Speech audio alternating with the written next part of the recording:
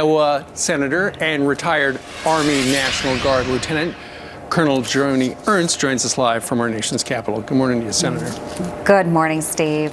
So what'd you think of the president? It's not his fault. It's you folks in Congress. You got to take a vote on this thing. For heaven's sakes, I've been willing to work together on this for a very long time, and he really missed an opportunity last night to spell out a clear and concise strategy for defeating ISIS, but he seemed to just push it away and dismiss it in a manner that I didn't appreciate as a veteran. I know a number of other folks didn't, but again, we have to have a strategy coming from the White House. I'm willing to assist with that.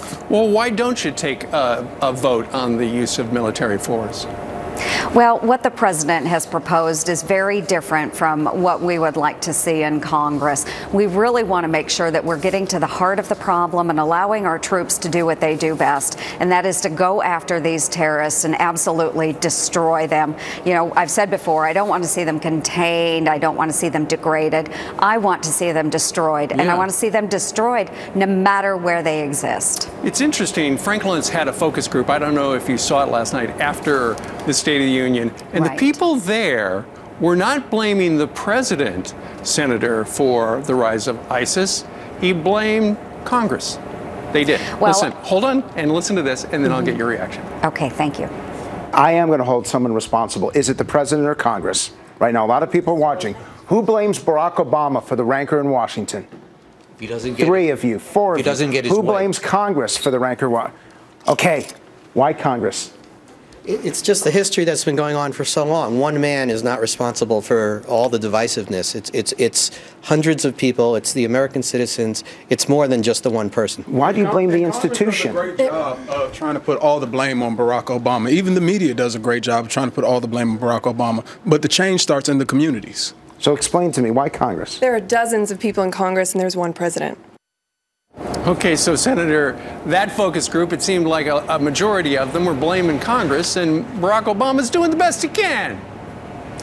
Right, but I would argue back that to first allow us to combat ISIS, there has to be an acknowledgement coming from the White House that we truly do have a problem. And again, last night, he seemed to dismiss ISIS as not truly a threat to the United States. But I would argue that there is a valid threat out there, and we need to do something about it. We do. I agree with the president that we do have the greatest military on the face of this planet.